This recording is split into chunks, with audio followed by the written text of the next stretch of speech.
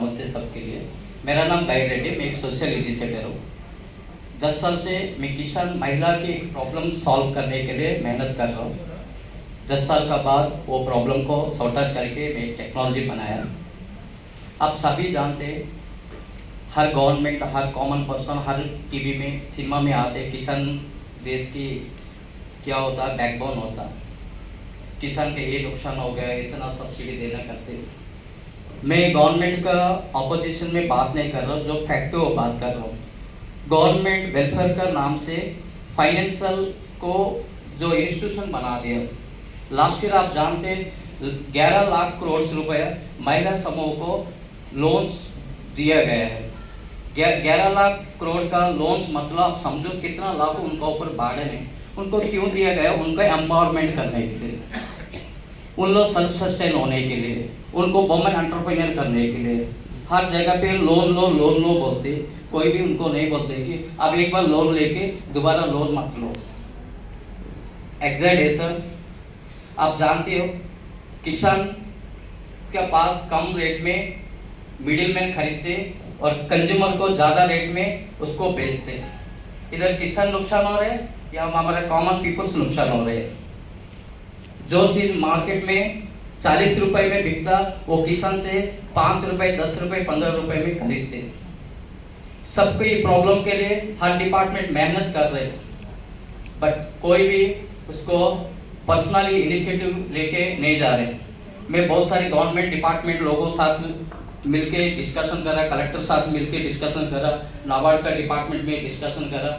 हर लोग के दिल में इसका सॉल्यूशन आने दो, बट कौन इसको लेगा? हर गवर्नमेंट डिपार्टमेंट में एम्प्लॉय जितने, उनको एक लिमिटेशन है। हम बोल रहे हैं हमके एक लिमिटेशन है, जहाँ तक हम जाना है वहाँ तक जा सकते, उसके आगे हम जा नहीं पाते। गलती हमारा कुछ भी है, मैं उस चीज़ को मानता हूँ, बट ये कैसा होगा? आज जितना रेट बढ़ रहा है, पेट्रोल का रेट भी बढ़ गया, आपको सबको मालूम है। पेट्रोल रेट बढ़ गया मतलब आपको डेली नीड्स प्रोडक्ट का रेट भी ज़्यादा हाइक हो जाता। बट हमको मालूम है हर टेक्नोलॉजी का क्या है, एक्सपायरी है, उसका आउटडेटेड होता। एक डिपार्टमेंट है जिसका आउटडेटेड नहीं होता, वो एग्रीकल्चर है।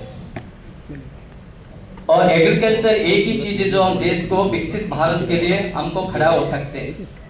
आज मोदी जी हो गया, हर आदमी का मन में है 2047 में हमारा देश विकसित होने दो। जब देश विकसित होने वाले तो कभी एक कॉमन पर्सन विकसित होना चाहिए, एक फैमिली विकसित होना चाहिए, एक ग्राम विकसित होना चाहिए, तभी देश विकसित होगा। विकसित होना है तो पहले उनको ऊपर लाइबिलिटी जीरो होना चाहिए। जब हम फाइनेंशियल को हम बढ़ावा दे रहे तब हम कब विकसित होते? मेरे के क्वेश्चन का आंसर अभी तक नहीं मिला। हर पेपर में मैं डेली देख रहा हूँ, इतना लाखों रुपए हमने दे दिया, इतना सब्सिडी दे दिया, इतना ये कर दिया। अरे पैसा तो दे ही रहे और पैसा भी उनसे रिवर्स मांग रहे। जब उनको इनकम नहीं है तो कहां से वो लोग देंगे? जब 11 लाख रुपए आपने डिस्बर्समेंट कराया तो 11 लाख रुपए किसके लिए कर, उसका रिटर्न कब देंगे वो लोग? और देने के लिए उनके पास क्या रिसोर्स है? कुछ भी नहीं है। तो मैं देखा किससे लड़ के फायदा नहीं है। कुछ करने के लिए, देश के लिए खुद का कुछ करो। तो उसके लिए हमने एक रिटेल स्पार्क एक ऐप बनाया, जिस ऐप में महिला समूह लोग ग्रुप उसमें बना सकते, ग्रुप परचेज कर सकते, ग्रुप कॉमर्स से उसका ज्यादा। आपको एक छोटा सा एग्जांपल देता हूँ, ग्रुप कॉमर्स का कैसा बनता। एक आदमी एक मार्केट में जाके 1 किलो मांगे तो एक रेट मिलता, 100 किलो पूछे तो थोड़ा कम मिलता। मान लीजिए 1000 किलो मांगे तो और थोड़ा कम मिलता, तभी 1 लाख किलो मांगे तो और भी कम मिलता। ये मार्केट का ट्रेंड है। हम ऐसे एक सिस्टम बना दिया जिसमें से हर महिला समूह लोग उसी का प्रोडक्ट खुद ही बनाए और खुद ही बेचे, खुद ही खाए, जो भी प्रॉफिट है खुद ही लेने का सिस्टम बना दिया। ऐसा किसान लोगों को भी सेम तरीके से उनका जितना भी प्रोड्यूस हो रहा है और प्रोड्यूस उस प्लेटफॉर्म में उसका डिमांड देके उसके अकॉर्डिंगली सप्लाई करने के लिए हमने उसको एक टेक्नोलॉजी बना दी। वो अभी इंट्रोड्यूस करना चाहते हैं। मैं सबको रिक्वेस्ट करता हूँ और सबको एक ही मैं आपको एक क्वेश्चन पूछता रहता हूँ, आप थोड़ा सा मेरे को मदद कर लीजिए। सच में आप बोलिए 2047 में इंडिया विकसित तो होना है तो विदाउट फार्मर एग्रीकल्चर के वजह से हो सकता है क्या? एनीबॉडी? नो। कोई भी आप टेक्नो सॉफ्टवेयर बना दो, इंफ्रा बना दो, रेल ट्रैक बना दो, विदाउट एग्रीकल्चर इंडिया विकसित होगा क्या? मैं तो नहीं मानता। कोई भी कुछ भी बोलने दो मेरे को।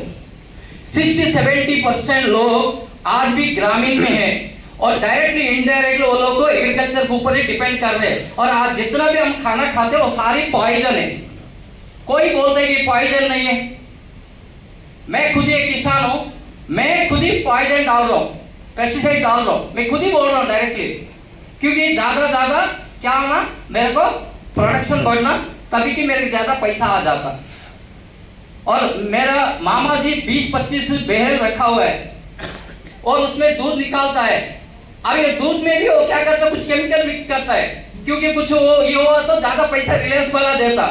मैं रिलायंस कंपनी के बारे में बोल रहा हूं, हम जो उसको देते, जो उनका कलेक्शन सेंटर में देते, जब हमारा खुद का है, हम ये कर रहे हैं, मैनिपुलेट कर रहे हैं, तो हम क्या कर रहे हैं, खाने के बदले में पॉइजन खा रहे हैं। इसके बारे में मैं किसान लोगों के साथ मिला, आप लोग ऐसा क्यों कर रहे हैं? आप जानते हैं कितना है, आप इनडायरेक्ट आप इन लोगों को खाने के बदले में जहर दे रहे, तो हम क्या करें? हम जितना खर्चा होता उतना इनकम नहीं है। मेरा बेटा बोलता है एग्रीकल्चर नहीं करना क्योंकि यहाँ पर इनकम नहीं है, इसलिए हमने सॉल्यूशन निकाल दिया। हर फार्मर को हर जॉब के लिए गारंटेड सैलरी है, वो फ्रीलांसर होने दो और ये रेगुलर एम्प्लॉय होने दो, सबको फिक्स्ड इनकम है। किसान का क्यों नहीं है? हम इसका एक सॉल्यूशन निकाल के हर महिला को कम से कम 10,000 रुपए और किसान कम से कम 20,000 रुपए हर महीने उनको गारंटेड इनकम आना चाहिए। ये राइट टू रक्षणा मतलब किसान रक्षण करने के लिए ये हमने एक परमानेंट सॉल्यूशन लिया। जो भी अपने किसान हो गया महिला समय हमारे साथ जोड़ेंगे, उनको कंपलसरी महीने को 10,000 rupees per women and 20,000 rupees per farmer को गारंटी अपना तरफ से जाएगा। ऐसा नहीं करेंगे तो कभी वो लोग को चेंज नहीं होंगे, क्योंकि उनका जब तक इनकम नहीं है। मेरे को मैं 10-20 कंपनी का जॉब कर रहा हूँ और गवर्नमेंट का हेल्थ प्रोजेक्ट में काम कर रहा है, सैलरी कम है तो मैं दूसरे कंपनी को चले गया। ऐसा किसान भी उनका खेती का जमीन नहीं बेचना है तो किसान का आजकल देख रहे हर जगह पे रियल एस्टेट बढ़ गया और जमीन बेच दे रहे। जमीन बेच के किसान को क्या कर रहे, बच्चों को शादी करवा दे रहे और बच्चे को पढ़ाई के लिए खर्चे करते। और हर जमीन रियल एस्टेट हो गया है तो अब फिर कहाँ हम खेती करेंगे, कहाँ हमको खाना मिलेगा? एक 20 साल का बाद आप सोचा अपना जिंदगी कैसा रहेगा? दूसरे स्टेट के ऊपर डिपेंड होना पड़ेगा, फूड क्राइसिस आ जाएगा। तो हम हर किसान को बोल रहा हूँ, आप कुछ भी करो और खेती मत बेचो। जहां पे फसल हो सकते हैं उस खेती को मत बेचो। हम आपको उसको हल निकाल के हम तो जल्दी आपका पास आएंगे। बहुत सारे किसान लोग जो जमीन बेचते थे उन लोगों को बेचना भी बंद कर दिया। इससे मैं बहुत खुश हूँ, उनको मैं धन्यवाद भी देता हूँ। मैं आप सबको ब्लेसिंग करता हूँ और आपको रिक्वेस्ट करता हूँ, कोई भी किसान हो, वुमेन हो, उनको अभी लोन ले रहे हैं, उनको खेती करने के लिए और लोन ले रहे हैं, कुछ उनको घर को एम्पावरमेंट करना है, खुद की एम्पावरमेंट करना है, तो हम उनको थोड़ा सा रिक्वेस्ट कर लेते, लोन मत लो अभी और आपका इनकम के लिए एक रास्ता आ गया है, वो है हमारा रिटेल स्पार्क है जो शिंटला एग्रीकल्चर से और आदिविनोद फाउंडेशन इसको प्रमोट कर रहे हैं। हर किसान को, हर महिला को आपका तरफ से कितना लोगों को जाता है वॉइस लेके जाइए। उनको लोन लेना है तो आप बोले लोन मत लो, लोन लेने से आपको रीपेमेंट करना पड़ेगा, आपका ऊपर और दबाव आएगा, आपका हैप्पीनेस आप खो जाओगे। आपको महीने को इनकम आपको मिलने वाला एक सिचुएशन है और उनसे हम कुछ भी एक पैसे भी नहीं लेंगे। उनसे हमारे चाहिए टाइम एंड एफर्ट दोनों, इनकम ऑटोमेटिक मिल जाता और उनको भी हम लोन लेके पढ़ाई देंगे तो उनसे हमारा कोई फर्क नहीं पड़ता। और आज मैं नेशनल रूरल लाइवलीहुड मिशन से भी मिलना चाहता हूँ, NRLM से, और स्टेट में जो इंडिविजुअल जो है हो गया हमको लाइवलीहुड सोसाइटी से हो गया, उनसे भी मैं डायरेक्ट मिलना चाहता हूँ। इस चीज़ लेके नहीं जा रहा तो देखते कितना गवर्नमेंट आ गया था, कौन इस देश की महिला की एम्पावरमेंट के लिए, किसान की रक्षा करने के लाते, बाद में उसका आगे पता चलता। बट मेरा जर्नी तो आगे बढ़ेगा।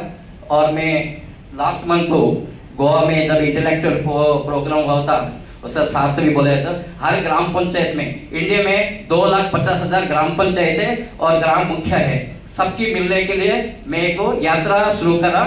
ऑलरेडी मैं 10 ग्राम पंचायत को ग्राम सरपंच के मुखिया से मिले और सारे भी खुश है इस चीज़ के लिए और इस जर्नी को आगे लेना चाहता हूँ। और इस प्रोग्राम में, इस मंच में डॉक्टर आदि नारायण सर मेरे को 2 बात करने के लिए मौका दिए, इसके धन्यवाद देता हूँ। और सबको भी मेरे तरफ से धन्यवाद। और मैं जो कार्यक्रम कर रहा हूँ, इस कार्यक्रम के लिए सबके लिए ब्लेसिंग चाहिए। Thank you very much.